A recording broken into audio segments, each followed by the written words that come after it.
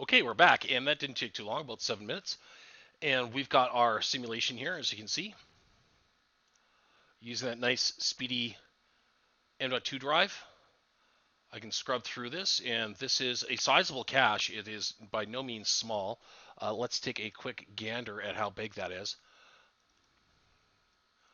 Here's our TFT temp folder, which I was setting my cache to, and it's 9.96 gigabytes in size. So, being able to scrub through that quickly with Lightwave's OpenGL working with us is quite impressive. We can create a preview really quick and see what this does for animation swirl. But because I wanted this to kind of render a little bit darker, I changed the values in the Turbulence FD gradient for the color and just turned it down a little bit. Normally it's 255 by 255 by 255, which is a solid white in 16 million color space. So for me to quickly make modifications to this, I can just right click, and instead of being in RGB mode, we can go to YUV mode and or HSV mode, which is hue, saturation, and value, and just drag the value from dark to bright and crank it up a little bit so we can see what's going on. And you can see that we've got a nice looking simulation here. It's very dry, icy, and you can see that nice swirling that's taking place there. Now keep in mind there's absolutely no wind in here. There's just that turbulence that's on the simulation and a little bit of the vorticity. And that combined with the motion of the cubes plus the slight amount of pressure provides us with a really, really nice simulation. So let's take a look at this as a preview render. So we can watch it in all its 24 frames per second glory.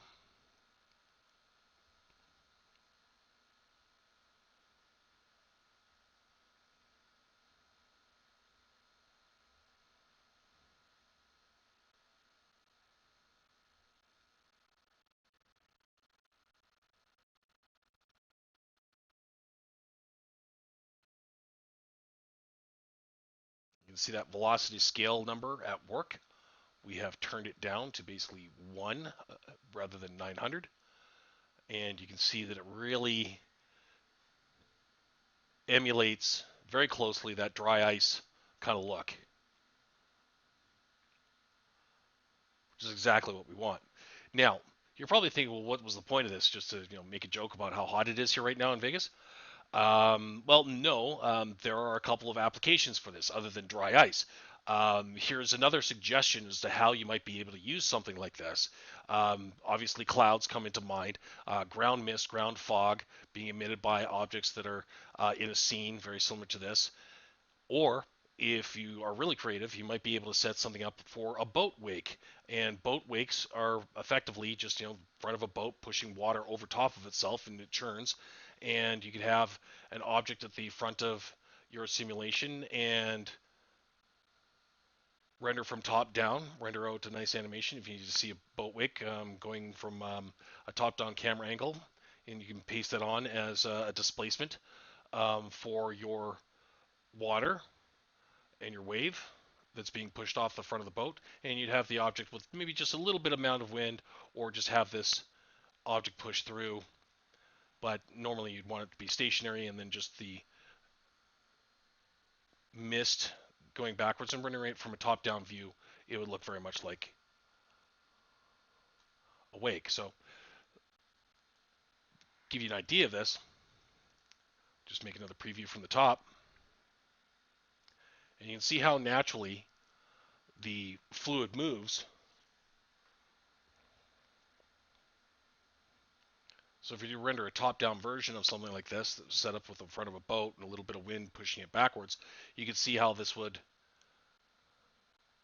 create the motion of a wake at the front of a boat and then moving off to the sides. And you could use that as a displacement texture as part of your effect on water, along with another displacement tool like an effector or something similar. But you can see just how nicely, without any wind and without getting crazy with any other settings, how beautiful and natural these swirls are. And you can see that they've got that slight ablation layer. So they got that little push off. And they got that mist right there at the surface of each cube. And if we go in really close, we can see that we didn't need to really do much in terms of collision smoothing, keeping our collision smoothing off saves us time in the simulation itself, and I would be hard pressed myself to see any form of interactions on this. Keep in mind that all this was built with scale in mind, and the cup itself has a 1 millimeter radius, very similar to the cubes, and the simple plane also 1 millimeter radius. So basically, we're at the effectively the natural limits of what the human eye would be able to discern easily. Getting to any smaller number values like that, we're into micro scale, and that's where things can start to fall apart. But depending on what the scene is, you really wouldn't be able to tell, and you can make it significantly larger if necessary for bullet reasons. And depending on what you're doing with camera and scale of objects or something that it's being framed up against, you can very easily sell it as a larger scale simulation or a smaller scale simulation. But with working with different scale values in your objects and your physics parameters, making sense for it to function properly versus trying to fight you know limits in terms of math and how small you can go and still remain accurate, or how big you can go and still remain accurate.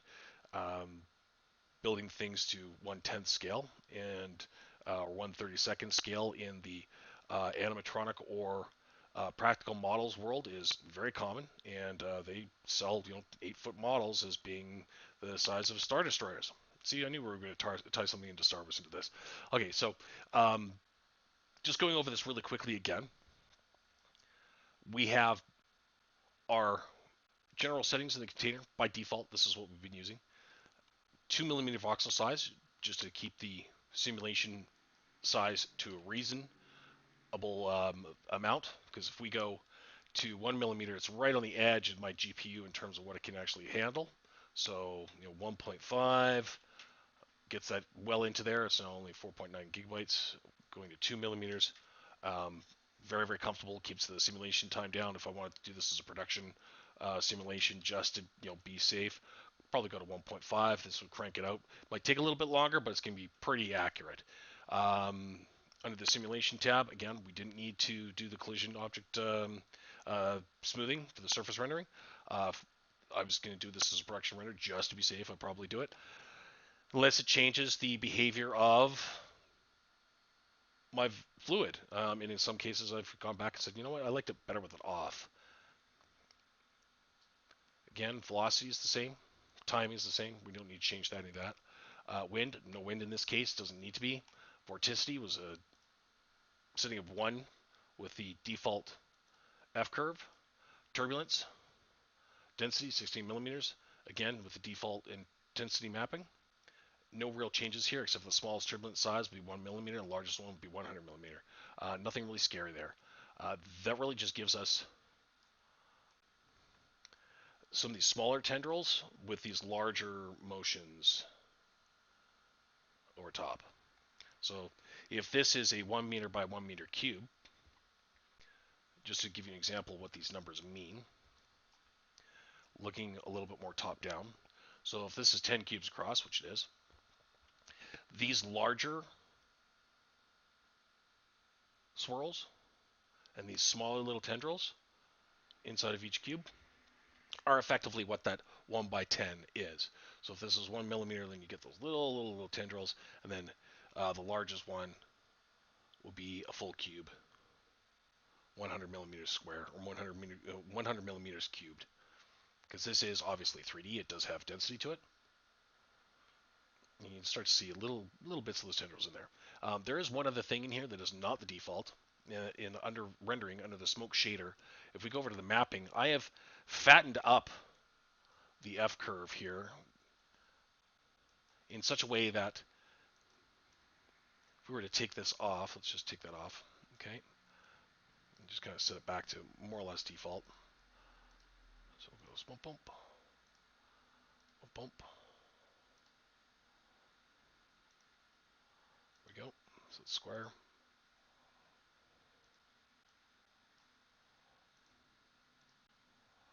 Okay. This reduces basically how much density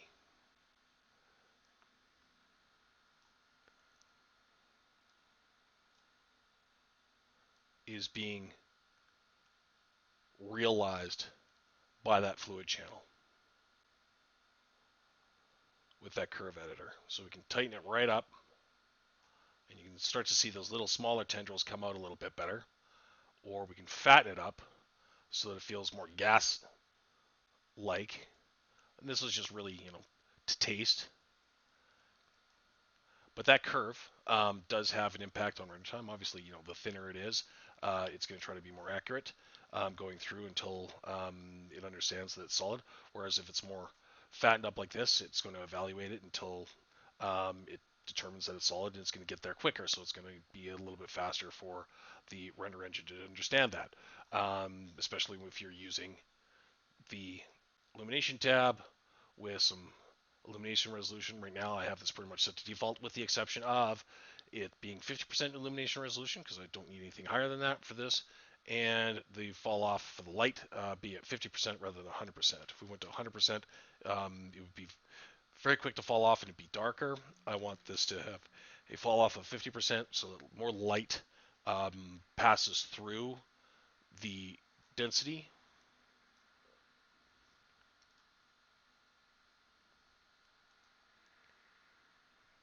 as it's emitted. And we've got thickness of 40, brightness of 50, and of course I made that change to the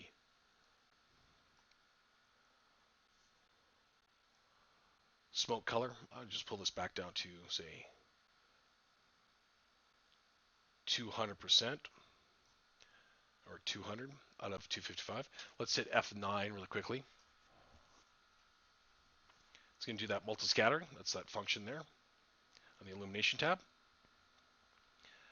And we can see that it's got some bright white spots in there, but it's not super, super obnoxious. Again, this is a function of the F curve itself and the fluid channel color, and also the direction of the light. Because what's happening here is it's kind of bouncing off and refracting back, and it's picking up those highlights because it's got more light passing through, and or it illuminates it because there's more refraction. One of the things to remember that for the time being, this is a legacy volumetric effect. So in certain cases where we're working with transparent materials, you're not going to get certain render results that you might expect. We can still see through things, but in this particular case with this glass, if you look through the glass to the volumetric effect and then look through the glass, you're not going to actually see the volumetric effect through the transparent glass. And that is the nature of the volumetric effect being a legacy volumetric effect. That is being changed in the very near future, so we shouldn't have that issue. There's also the small issue of how right now, again, because the render engine doesn't totally evaluate this accurately, if you're working with surfaces that have roughness or specular values or anything that's going to glint back, it may not clean it up underneath it there effectively, so it might be better to do it as a two-pass render, which is totally acceptable, totally fine. But again, remember that it's not going to be able to see through transparent surfaces properly. But because my ice cubes, which I spent a little bit of time working on, are quite nice and transparent, the really lovely surface setting,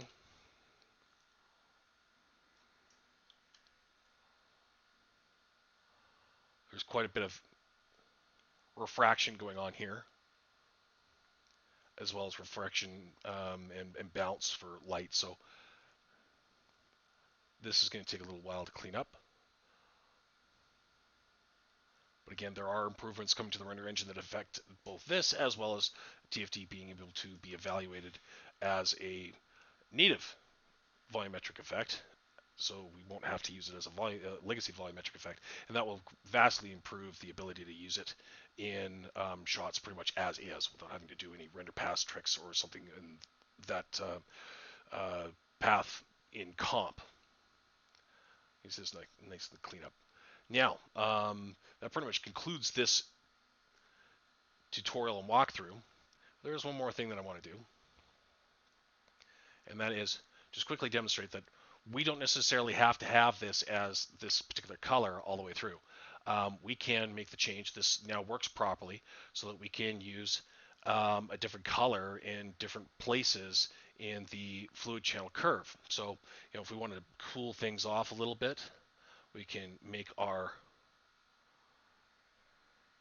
gas colorized, and it can be colorized at different points of its emission. Best way to demonstrate that is obviously to take a quick render of it. Let's go to the extremes here.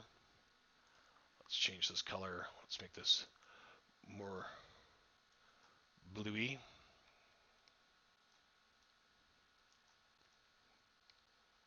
Or something like that. And let's do another F9 here.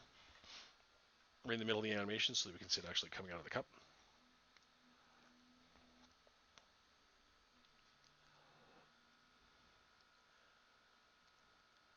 Might have to go a little bit more extreme, but you can see that it has changed the color value based off of where it is in the emission stage. Now we might have to go pretty extreme. Let's actually invert it.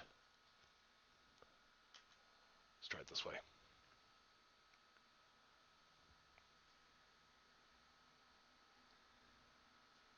Yep. Now, if your dry ice is looking like that, you need to stop drinking on the strip because the water down there is really bad. So I highly recommend the next convention you come to in Las Vegas to avoid that area. But with that gradient now functioning as it should, now that Lightwave Digital has taken over the development for Turbulence FD, these things have now been fixed, and it really opens up the door to getting really, really creative with Turbulence FD in ways that weren't necessarily doable before because it was kind of broken and the original developer didn't want to go too much into it until it was purchased. So now it's fixed for Lightwave and discontinued for Cinema 4D. You guys get to have it to yourselves. And as I said, there are improvements coming to make this no longer a legacy volumetric effect. So we're going to get faster render times because it is basically doing a separate render on top to make this work, and we'll see it develop and evolve further as it goes. And we can see that this looks pretty good. We go right into further down the animation. Okay, let's pull our camera back a little bit here. Boom. Like that. And let's just make this a little bit less scary. Do another F9 here.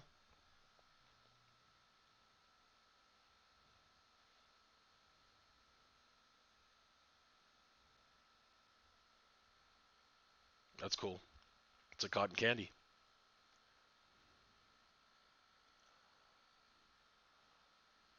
That render is pretty quick. Oh, look at that.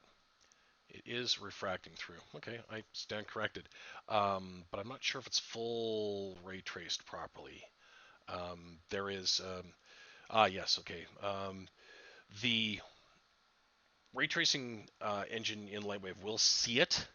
However, there are certain circumstances where it will not anti-alias it properly behind that surface. So that's the issue. And if you watch any of my tutorials at liberty3d.com, where we've done fire and it's not reflecting properly because it's really, really noisy in the reflection, that was also a problem with it. Now that's able to be corrected because they have actual control over the code. So that's a good thing. But it does actually work. I just have to throw a significant amount of samples behind this because I'm only doing 1 of 4, and let's really quickly take a look at continue the render properties here for the global settings. You can see I've got pretty high ray trace recursion, but really it comes down to the reflection and the refraction samples that need to be higher, plus the subsurface scattering samples. So I'm pretty sure if I crank this up and get it to look pretty good, but at a cost of render speed. But for a minute, for something like this, considering it is a reflective surface, it's really going to be spending more time on these surfaces than anything else. TFD is basically rendered. It's not TFD that's being slow. It's just this is a lot of math for surface in the physically based renderer world to do correctly, and it needs to be cleaned up. Now, if you're an Octane user, that's a totally different story, different render engine, different thing completely. But you know, ray trace refraction and reflection has always been something that has been pretty, CPU or GPU intense, no matter what render engine it is. So always keep that in mind. Okay, so thank you very much for watching. Do appreciate it, and try to stay cool out there. I will be back in another tutorial shortly for TFD, presented by Lightwave Digital. Thank you very much for watching.